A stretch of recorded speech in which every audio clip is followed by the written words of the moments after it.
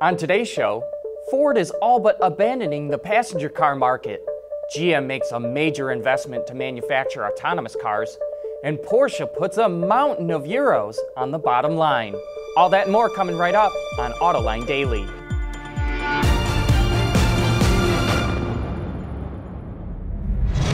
This is Autoline Daily, the show for enthusiasts of the global automotive industry. Well, GM keeps making significant progress with its autonomous technology, and now it's investing $100 million to upgrade two plants to build self-driving Chevy Bolts next year in volume. Its Orion, Michigan plant will assemble the AVs, while its Brownstown, Michigan plant will make the roof modules with all the sensors. GM also makes battery packs at that plant. GM already made some autonomous bolts at its Orion plant, but now it's ready to mass produce the first ever production cars without steering wheels or pedals. Man, does Porsche know how to make money.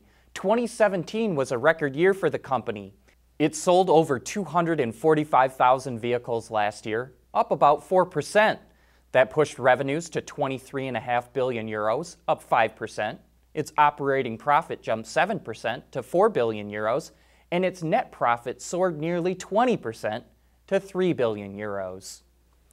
Audi's flagship sports car is on the chopping block. Car and Driver reports that Audi doesn't have any plans to replace the R8 once the current generation ends.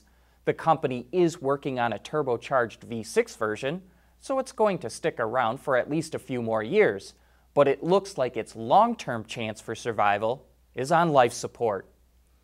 Did you know that the color of your car can affect its residual value? Well, that's coming up next. Autoline Daily is brought to you by Bridgestone Tires, your journey, our passion. Dow Automotive Systems, advanced materials that deliver better results. And by Lear, a global leader in automotive seating and electrical systems.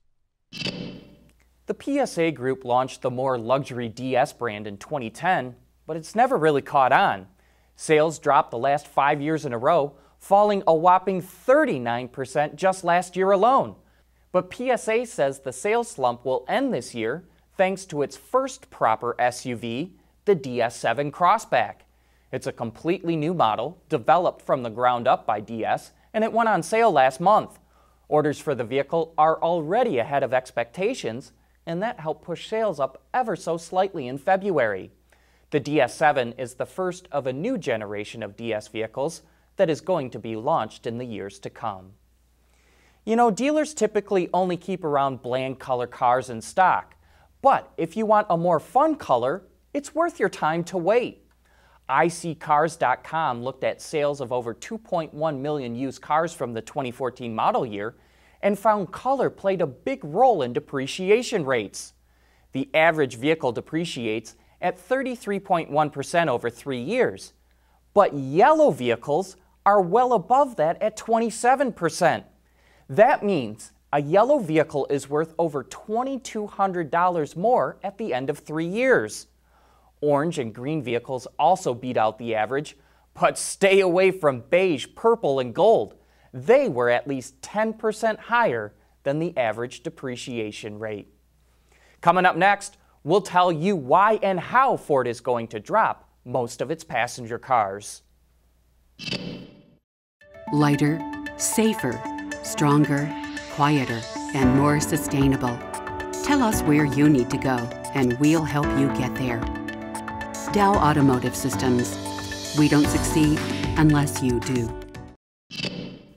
Ford is pretty much going to throw in the towel on passenger cars.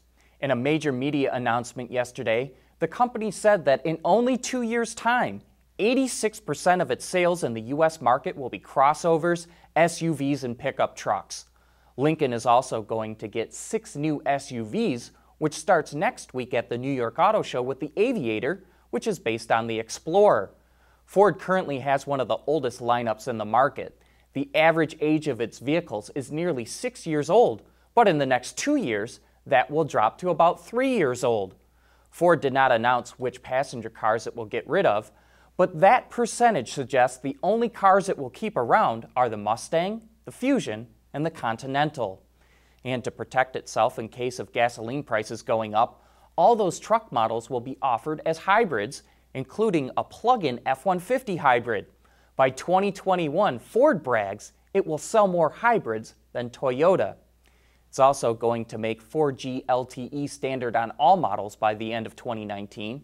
It will start rolling out over-the-air update capabilities in 2020. That same year, it will also make a suite of safety equipment standard under the brand name Co-Pilot 360.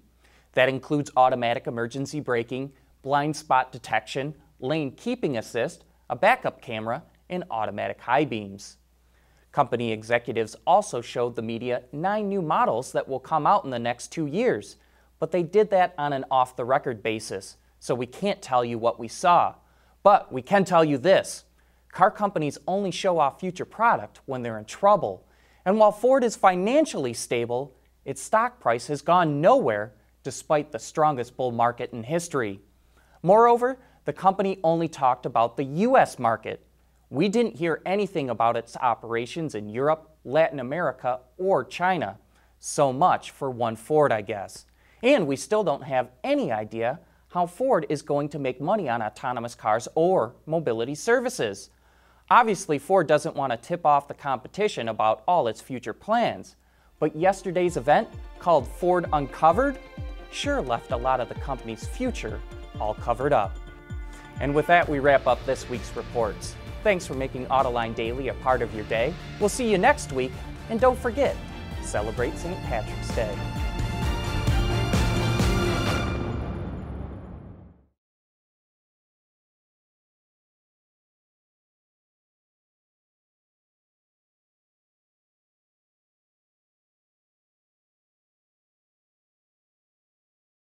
Wards is the industry leader for news, data, and analysis. That's why companies across the globe subscribe to our premium service, maybe even your own. Log in for subscriber access now, check your company's intranet for details, and rely on wardsauto.com to keep you informed.